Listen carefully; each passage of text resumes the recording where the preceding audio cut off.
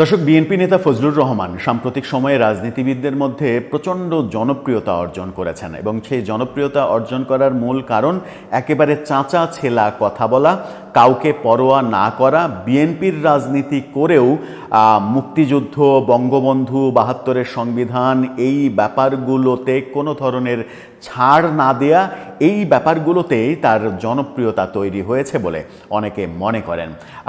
কখনো কখনো তার কথা কারো কাছে লাগামহীন, লাগাম ছাড়া কথা মনে হতেই পারে, মনে হয়ে সমালোচনাও করতে পারেন। কখনো কখনো হয়তো একটু বেশি আবেগী হয়ে লাগাম ছাড়া কথা বলেনও। কিন্তু মুক্তিযুদ্ধের প্রশ্নে, ৭২-এর সংবিধান প্রশ্নে তিনি আপোষ করেন না, এটাই তার চরিত্র হিসেবে তিনি উপস্থাপন করতে পেরেছেন। সাম্প্রতিক সময়ে এনসিপির বিভিন্ন নেতাদের ৭১ প্রসঙ্গে নানা ধরনের কুরুচিপূর্ণ এবং বিতর্কিত মন্তব্য তাকে প্রচণ্ড আহত করেছে। সর্বশেষ নাহিদ ইসলাম যেটা বলেছেন যে ৭১ আমরা পার করে এসেছি, ৭১কে এই ৫৪ বছর পরে এসেও ৭১কে নিয়ে যারা রাজনীতি করতে চান তারা ভুল পথে আছেন, এখন আমরা ২৪-এ এসেছি, এরকম একটা মন্তব্য, মানে লাইন টু লাইন, শব্দ বাই শব্দ আমার মনে নেই, সেরকম একটা মন্তব্য করেছিলেন যেটা আপনারা সবাই জানেন। সেই মন্তব্যটা আলোড়ন সৃষ্টি করেছে, তীব্র সমালোচনা হয়েছে নাহিদ ইসলামের, আমরাও এটা নিয়ে কথা বলেছি। ফজলুর রহমান সেই প্রসঙ্গ টেনে, আরও অনেক প্রসঙ্গ টেনে সম্প্রতি একটা টক শোতে নাহিদ ইসলামের খুবই ব্যঙ্গাত্মক সমালোচনা করেছেন এবং এক পর্যায়ে মনে হয়েছে যে গালাগালিই করেছেন, আবেগ সামলাতে পারেননি। এবার তার প্রতি উত্তর দেওয়ার চেষ্টা করলেন সার্জিস আলম।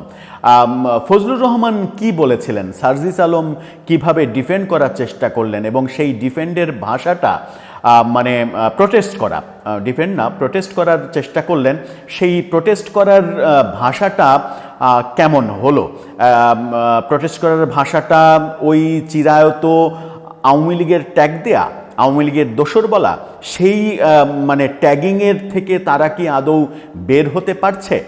সমালোচনা করার অধিকার সবারই আছে, আপনার কোনো কিছু ভালো না লাগলে কিংবা আপনার বিরুদ্ধে গেলে আপনি সমালোচনা করবেনই, কিন্তু কমন একটা ব্যাপার আমার মনে হচ্ছে যে এনসিপি নেতা এবং বৈষম্য বিরোধী আন্দোলনের সঙ্গে যারা মানে আন্দোলনে যারা পরিচিত মুখ, আন্দোলনের সঙ্গে তো দেশের অধিকাংশ মানুষই জড়িত ছিল, বলা যায় যে দেশের ৭০-৮০% মানুষেরই সমর্থন ছিল এই আন্দোলনের প্রতি।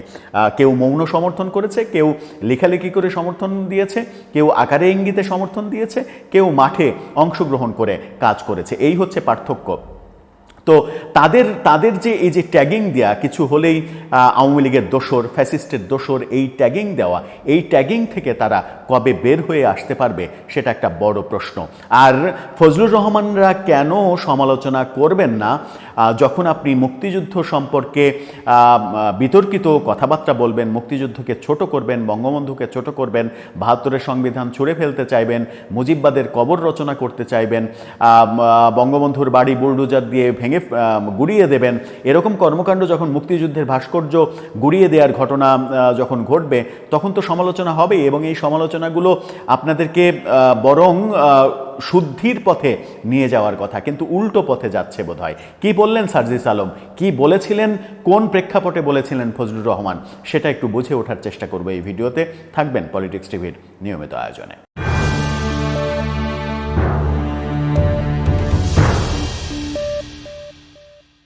দর্শক, বলছিলাম সার্জিস আলমের এবং বিএনপি নেতা ফজলুর রহমানের প্রসঙ্গে, ফজলুর রহমানের একটা টক শোতে মন্তব্যের প্রসঙ্গে সার্জিস আলম প্রোটেস্ট করেছেন। ফজলুর রহমান কি বলেছিলেন যে যারা মুক্তিযুদ্ধ প্রসঙ্গে, মুক্তিযুদ্ধকে যারা অস্বীকার করে, ৭১কে যারা অস্বীকার করে, ৭১কে যারা বিতর্কিত করার চেষ্টা করে, তাদের মানে বার্থ সার্টিফিকেট নিয়ে তিনি সন্দেহ প্রকাশ করেছিলেন, যে শব্দগুলো আসলে উচ্চারণ করতে চাচ্ছি না। এখন মুক্তিযুদ্ধ নিয়ে কি কথা আসছে, মুক্তিযুদ্ধকে নিয়ে এই কথা আসছে যে ৭১ না, আমরা এখন ২৪-এ এসেছি। এটা মুক্তিযুদ্ধ এবং মুক্তিযোদ্ধার জন্য ফজলুর রহমানের মতো বীর মুক্তিযোদ্ধা এবং মুক্তিযুদ্ধ কমান্ডার, যার কমান্ডে হাজার হাজার মুক্তিযোদ্ধারা যুদ্ধ করেছেন, তাদের আঁতে ঘা লাগার কথা, তাদের আঁতে ঘা লাগবেই। যখন আপনি বলবেন যে ৭২-এর সংবিধান ছুঁড়ে ফেলতে হবে, ৭২-এর সংবিধানের কবর রচনা করতে হবে, যখন আপনি মানে 24-এর ব্যাপারটাকে 71-এর ব্যাপারের চাইতে অনেক বড় হিসেবে উপস্থাপন করার চেষ্টা করবেন। যখন আপনি 71-কে পাশ কাটিয়ে 47-কে ওন করার চেষ্টা করবেন, যে 47-এর সঙ্গে বাংলাদেশের কোনো সম্পর্ক নেই, যে 47টা হচ্ছে পাকিস্তানের, ভারত পাকিস্তান বিভাগের যে মানে ঘটনা 47-এ, সেই ঘটনাকে যখন ওন করতে চাইবেন, আপনি ওন করার কথা প্রকাশ্যে বলবেন, বারবার বলবেন, বিভিন্নভাবে বলবেন, তখন তো প্রশ্ন জাগবেই যে আপনি মুক্তিযুদ্ধ বিরোধী কিনা, এই প্রশ্ন জাগবেই। এবং মুক্তিযুদ্ধ বিরোধীদের মুক্তিযোদ্ধারা কি ভাষা প্রয়োগ করবেন আবেগ সামলাতে না পেরে, সেটাও তো একটা বড় বিবেচ্য বিষয়। যদিও ফজলুর রহমান যে শব্দগুলো ব্যবহার করেছেন সেই শব্দগুলো ব্যবহার করা না করতে পারলেই বোধহয় ভালো হতো। তিনি এই শব্দগুলো অ্যাভয়েড করার চেষ্টা করতে পারতেন, হয়তো তিনি আবেগ সামলাতে পারেননি। কিন্তু মুক্তিযোদ্ধাদের তো আমার মনে হয় যে নীলকণ্ঠী হওয়া উচিত কোনো কোনো সময়, কারণ তাদেরই উদাহরণ তৈরি করতে হবে যে তারা মহান 71-এর এত বড় বীর, যারা ছোটোখাটো বিষ খেয়ে হজম করে ফেলতে পারে, এটা কোনো ব্যাপারই না। সার্জিস আলম তার প্রতিবাদ করলেন যেভাবে, সেখানে ফজলুর রহমানকে আওয়ামী লীগের দালাল, আওয়ামী লীগের দোসর এবং আওয়ামী লীগ করা মানুষ বিএনপির মধ্যে থেকেও আওয়ামী লীগ করছে, আওয়ামী লীগকে ফিরিয়ে আনার চেষ্টা করছে, ওই একই বয়ান প্রতিষ্ঠিত করার চেষ্টা করলেন তার ফেসবুক পেজে। অর্থাৎ সেখান থেকে আওয়ামী লীগের দোসর ট্যাগ দেওয়া থেকে তারা বের হতে পারছেন না কেন যেন। কোনো কিছু ঘটলেই আওয়ামী লীগের দোসর, এই ট্যাগটা খুব সহজেই দিয়ে দিচ্ছেন। কি বললেন তিনি একটু শুনে নেওয়া যাক, তার স্ক্রিনশটটা আপনারা দেখে নিতে পারেন। তিনি বলছেন যে বিএনপি চেয়ারপারসনের উপদেষ্টা ফজলুর রহমান গতকাল একটা অনুষ্ঠানে নাহিদ ইসলাম সহ এনসিপির অন্যান্য কেন্দ্রীয় নেতৃবৃন্দকে নিজের ফ্রেমিংয়ে ফেলে বেজন্মা গালি দিয়েছেন। এই আওয়ামী লীগার ও মুজিববাদী এখন বিএনপির ন্যারেটর অ্যান্ড ওরেটর। ফজলুর মতো বিএনপি নেতা গত কয়েক মাস ধরে গণহত্যাকারী আওয়ামী লীগের হয়ে মাঠে সরব থাকছে।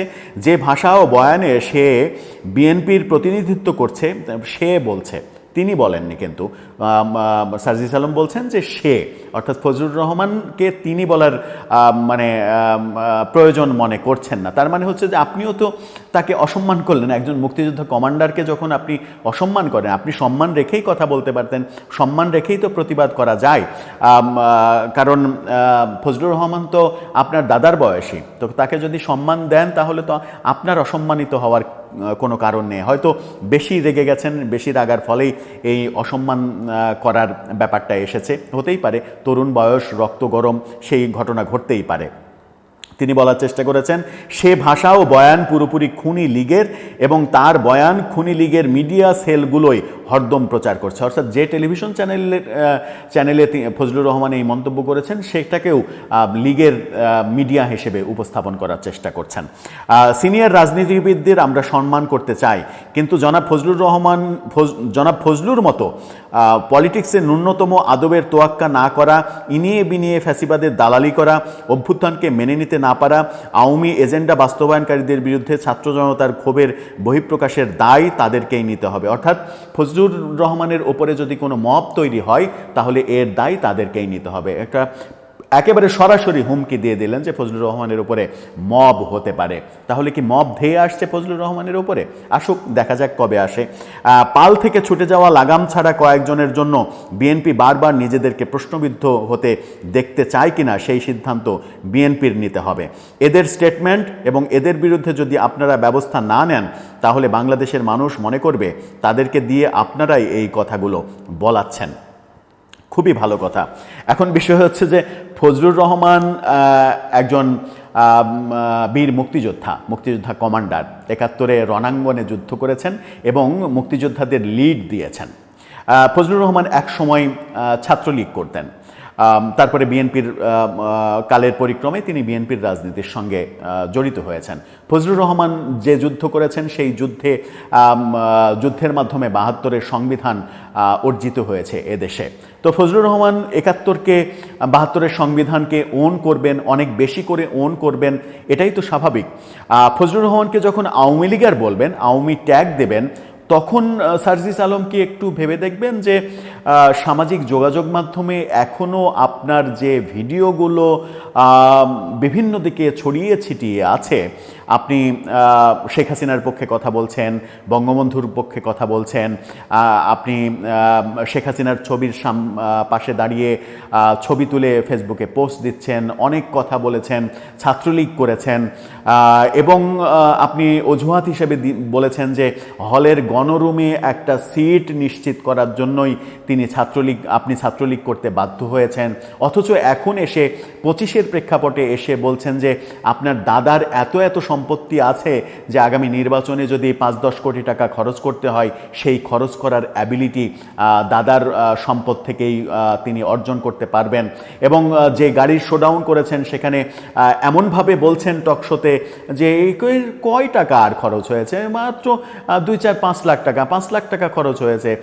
এইটা কি মধ্যবিত্ত বাংলাদেশের যে কোনো মধ্যবিত্ত পরিবারের পক্ষে ব্যয় করা সম্ভব নয়? এভাবে বলার চেষ্টা করছেন যে আপনি মেসে থাকার খরচ বহন করতে পারেনি আপনার পরিবার, তার জন্য হলের গণরুমে থেকে ছাত্রলীগ করেছেন, ছাত্রলীগ করতে বাধ্য হয়েছেন। যে আপনি ট্রেনের এসি বগিতে যাওয়ার সামর্থ্য না থাকায় ফ্যান ভাঙা গরমে সাধারণ বগিতে ঢাকা থেকে পঞ্চগড়ে ট্রেনে গিয়েছেন এবং সেই ভিডিও সামাজিক যোগাযোগ মাধ্যমে আছেন। যে আপনি আন্দোলনের পরপরই বলেছেন যে আমার পকেটে এখন 1000 টাকাও নেই, আমার পকেটে টাকা নেই, মানিব্যাগ ফাঁকা। সেই আপনি এখন দামি গাড়িতে চড়ছেন, প্রতিদিন পাঞ্জাবির ডিজাইন চেঞ্জ করছেন। তখন ব্যাপারগুলো মেলে না আসলে। যখন আপনি অন্য কাউকে আওয়ামী লীগের ট্যাগ দেবেন, আওয়ামী দোসর বলবেন, এখন ফ্যাসিস্ট বলে চিৎকার করবেন, 72-এর সংবিধানের কবর রচনা করতে চাইবেন, সেই আপনি তো ছাত্রলীগ করেছেন এক সময়। তো ছাত্রলীগ করতে আপনি বাধ্য হয়েছেন, এই কথা মেনে নিলে তো আপনার ওই বয়ান সত্য হয় না যে আপনার পরিবারের ক্যাপাসিটি রয়েছে 5 কোটি 10 কোটি টাকা নির্বাচনে খরচ করার মতো অ্যাবিলিটি আপনার পরিবারের রয়েছে। মেলে না তো আসলে, অঙ্ক মেলে না। অঙ্কটা একটু মেলাতে হবে ভাই। আগামীতে রাজনীতি করতে হলে অঙ্কগুলো মেলাতে হবে। আর ফজলুর রহমানের মতো, হ্যাঁ, আমি একেবারে স্পষ্টই বলছি, ফজলুর রহমান ওই শব্দ ব্যবহার করে ঠিক করেননি, ভুল করেছেন। তিনি অতি আবেগী না হয়ে সংযমী হতে পারতেন, এটা অবশ্যই সমালোচনার যোগ্য। কিন্তু আপনি আওয়ামী লীগের ট্যাগ দিচ্ছেন যাকে, তার আগে আপনি তার দিকে 1 আঙ্গুল দিচ্ছেন। যখন কারো দিকে 1 আঙ্গুল দেয়া হয়, বাকি 4টা আঙ্গুল যে নিজের দিকে থাকে, একটু কি ভেবে দেখবেন যে আওয়ামী লীগের দোসর আপনি নিজেও এক সময় ছিলেন। সেই কেন ছিলেন, কেন করতে বাধ্য হয়েছেন, সেই হিসেবগুলো তখনকার কথা আর এখনকার কথা, এই কথাগুলো আসলে মেলে না। অঙ্কগুলো মিলিয়ে দিলে আমরা যারা জনগণ আপনাদেরকে বৈষম্যবিরোধী আন্দোলনের স্টেক হোল্ডারদের তো আমরা সমর্থন করি, কিন্তু দল হিসেবে এনসিপিকে আমরা সমর্থন করতে পারবো কি পারবো না, সেটা জনগণকে একটু পরিষ্কার করতে হবে আপনাদের এই অঙ্কগুলো মিলিয়ে দিয়ে। অঙ্কগুলো না মেলালে যেটা হবে, জনগণ কনফিউজড হবে। সম্প্রতি একটা জরিপে যেটা বেরিয়ে এসেছে যে দেশের 50% মানুষ এখনও কনফিউজড যে তারা কোন দলে সিদ্ধান্ত নেননি, তারা কোন দলে ভোট দেবেন। তার মানে দেশের অর্ধেক মানুষ, আরও 14% মানুষ হচ্ছে 48.5% জনগণ তারা কনফিউজড কোন দলে ভোট দেবেন। 14% মানুষ এখনও তারা ভোট দিতেই চান না। অর্থাৎ দেশের 62-63% মানুষ ভোটের ব্যাপারে এখনও কোনো ধরনের সিদ্ধান্ত নেননি কিংবা ভোটই দিতে চান না।